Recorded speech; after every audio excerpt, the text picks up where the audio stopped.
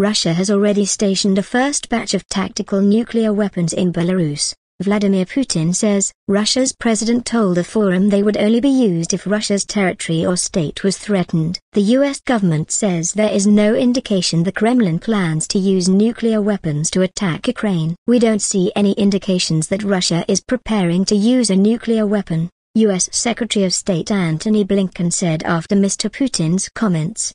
Belarus is a key Russian ally and served as a launchpad for Mr. Putin's full-scale invasion of Ukraine in February last year. Mr. Putin said transferring the tactical nuclear warheads would be completed by the end of the summer. Answering questions after a speech at the St. Petersburg International Economic Forum, Russia's president said the move was about containment and to remind anyone thinking of inflicting a strategic defeat on us.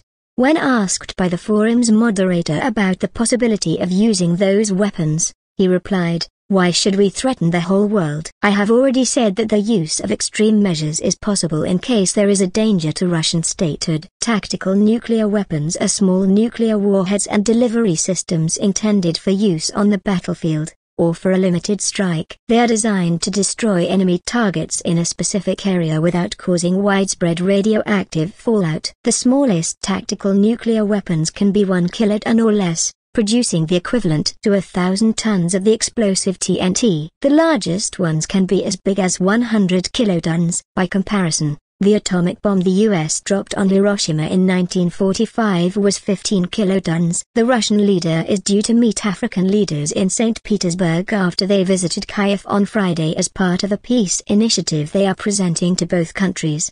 However, while they were in the city it came under Russian missile attack. South African President Cyril Ramaphosa called for de-escalation on both sides and negotiations for peace. "We came here to listen and recognize what the people of Ukraine have gone through," he said. But Ukraine's President Volodymyr Zelensky said instead of making diplomatic overtures to Russia it should be frozen out diplomatically to send a message that the international community condemned its invasion.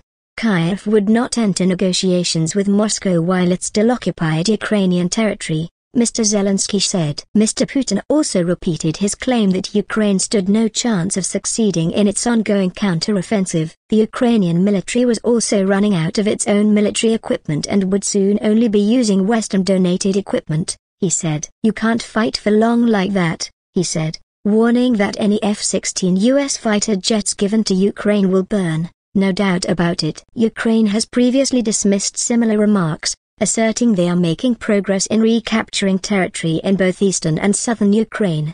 On Friday, Ukraine's Deputy Defense Minister Hanna Maliar said in the south of the country units had advanced 2 kilometers in all directions. The BBC cannot independently verify battlefield claims. The Russian leader also addressed economic themes, claiming that Western sanctions on Russia had failed to isolate it and instead led to an expansion in its trade with the markets of the future.